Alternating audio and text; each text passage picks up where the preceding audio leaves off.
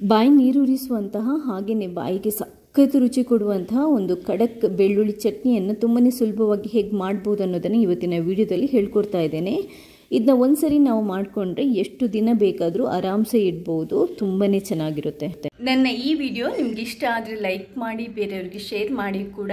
ಹಾಗೆಯೇ ಇಲ್ಲಿ ತನಕ ನೀವು ಯಾರಾದರೂ ನನ್ನ ಚಾನೆಲ್ಗೆ ಸಬ್ಸ್ಕ್ರೈಬ್ ಆಗಿಲ್ಲದಿದ್ದರೆ ಸಬ್ಸ್ಕ್ರೈಬ್ ಆಗಿ, ಯಾಕಂತಂದರೆ ನಾನು ನೆಕ್ಸ್ಟ್ ಹಾಕುವಂಥ ಕೂಡ ಎಲ್ಲ ವೀಡಿಯೋಸ್ಗಳನ್ನು ನೀವು ಮಿಸ್ ಮಾಡದೆ ನೋಡ್ಕೋಬೋದು. ಥ್ಯಾಂಕ್ಸ್ ಎಲ್ರಿಗೂ.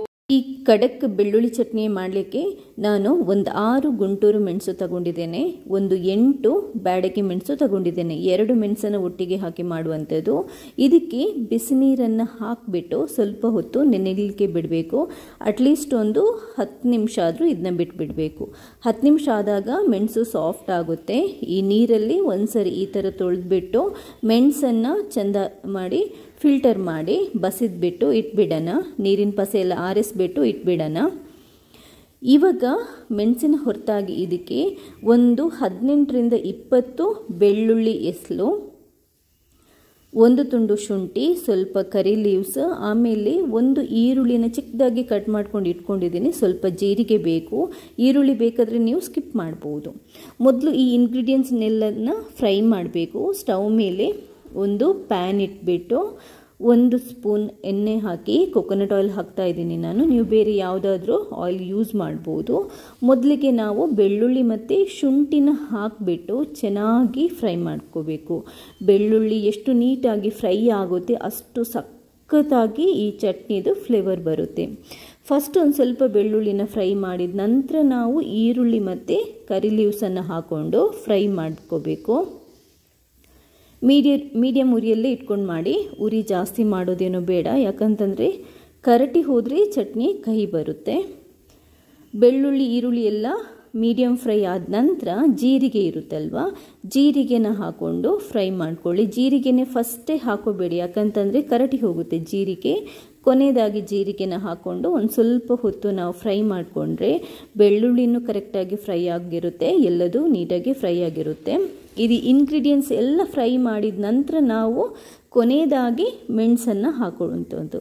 ಮೆಣಸನ್ನು ಹಾಕೇನು ಜಾಸ್ತಿ ಹೊತ್ತು ಫ್ರೈ ಮಾಡುವ ಅವಶ್ಯಕತೆ ಇರಲ್ಲ. ಜಸ್ಟ್ 1 ನಿಮಿಷದೊಳಗಡೆ ಮೆಣಸು ಉಬ್ಬಲಿಕ್ಕೆ ಶುರುವಾಗುತ್ತೆ, ಸಾಕು. ಮೆಣಸು ಫ್ರೈ ಆದ ನಂತರ ನಾವಿದನ್ನ ತಣ್ಣಗೆ ಮಾಡಲಿಕ್ಕೆ ಬಿಟ್ಬಿಡೋಣ. ಸ್ಟವ್ ಆಫ್ ಮಾಡಿ ಬೇರೆ ಪಾತ್ರೆಗೆ ಹಾಕಿ ತಣ್ಣಗೆ ಮಾಡಿ, ತಣ್ಣಗಾದ ನಂತರ ನಾವಿದನ್ನ ಮಿಕ್ಸಿಗೆ ಹಾಕೋಬೇಕು. ರುಬ್ಬೋಕ್ಕಿಂತ ಮುಂಚೆ ಸ್ವಲ್ಪ ಹುಣಸೆ ಹಣ್ಣನ್ನು ಹಾಕ್ಕೊಳ್ಳಿ. ಕೆಲವರು ಹುಣಸೆ ಹಣ್ಣು ಹಾಕಲ್ಲ, ಬಟ್ ಹುಣಸೆನ ಹಾಕಿದರೆ ತುಂಬಾ ಚೆನ್ನಾಗಿ ಫ್ಲೇವರ್ ಬರುತ್ತೆ. ಒಂದು ಅರ್ಧ ಟೇಬಲ್ ಸ್ಪೂನಷ್ಟು ಸಕ್ಕರೆ, ಅರ್ಧ ಟೇಬಲ್ ಸ್ಪೂನಷ್ಟು ಉಪ್ಪು. ಸಕ್ಕರೆ ಫ್ಲೇವರ್ಗೆ ಹಾಕೊಳ್ಳೋದು ಚೆನ್ನಾಗಿ ಬರುತ್ತೆ. ಸಕ್ಕರೆ ಬೇಡ ಅಂತಂದರೆ ಸ್ಕಿಪ್ ಮಾಡ್ಬೋದು. ಒಂದು ಚೂರು ನೀರನ್ನು ಹಾಕದೆ ನೀವು ಹಾಗೇ ಗ್ರೈಂಡ್ ಮಾಡಬೇಕು. ಗ್ರೈಂಡ್ ಮಾಡಲಿಕ್ಕೆ ಕಷ್ಟ ಇದೆ ಅಂತಂದರೆ ಮಾತ್ರ 1 ಟೇಬಲ್ ಸ್ಪೂನ್ ನೀರು ಹಾಕ್ಕೊಂಡ್ರೆ ಸಾಕು, ಜಾಸ್ತಿ ಬೇಡ. ಇವಾಗ ಮತ್ತೆ ಒಂದು ಪ್ಯಾನನ್ನು ಬಿಸಿ ಮಾಡಿಕೊಂಡು 1 ಟೇಬಲ್ ಸ್ಪೂನಷ್ಟು ಕುಕ್ಕಿಂಗ್ ಆಯಿಲನ್ನು ಹಾಕ್ಕೊಂಡು ಸಾಸಿವೆನ ಸಿಡಿಸ್ಕೋಬೇಕು ಮೀಡಿಯಮ್ ಉರಿಯಲ್ಲಿ ಇಟ್ಕೊಂಡು. ಅದಾದ ನಂತರ ಉರಿನ ಡೌನ್ ಮಾಡಿ ನಾವು ಗ್ರೈಂಡ್ ಮಾಡಿರುವಂತಹ ಈ ಚಟ್ನಿನ ಹಾಕ್ಕೊಂಡು ನೀಟಾಗಿ ಒಗ್ಗರಣೆಯಲ್ಲಿ ಫ್ರೈ ಮಾಡ್ಕೋಬೇಕು. ನೀರಿನ ಪಸೆ ಮಾಯಿಶ್ಚರ್ ಇದ್ದರೆ ಹಾರಿ ಇದು ತುಂಬಾ ಪರ್ಫೆಕ್ಟಾಗಿ ಅಂಟಾಗಿ ಬರಬೇಕು ಈ ಚಟ್ನಿ. ನೋಡಿ ಎಷ್ಟು ಚೆನ್ನಾಗಿರುವಂತಹ ಸಖತ್ತಾಗಿರುವಂತಹ ಬೆಳ್ಳುಳ್ಳಿ ಚಟ್ನಿ ರೆಡಿ ಆಗಿದೆ. ನೀವು ನೀರು ಹಾಕಿಲ್ಲದೆ ಮಾಡಿದರೆ ಈ ಚಟ್ನಿನ ಎಷ್ಟು ದಿನ ಬೇಕಾದರೂ ನಾವು ಒಂದು ಡಬ್ಬದಲ್ಲಿ ಹಾಕಿ ಇಡ್ಬೋದು. ನೀರು ಹಾಕಿದ್ರೂ ತೊಂದರೆ ಇಲ್ಲ.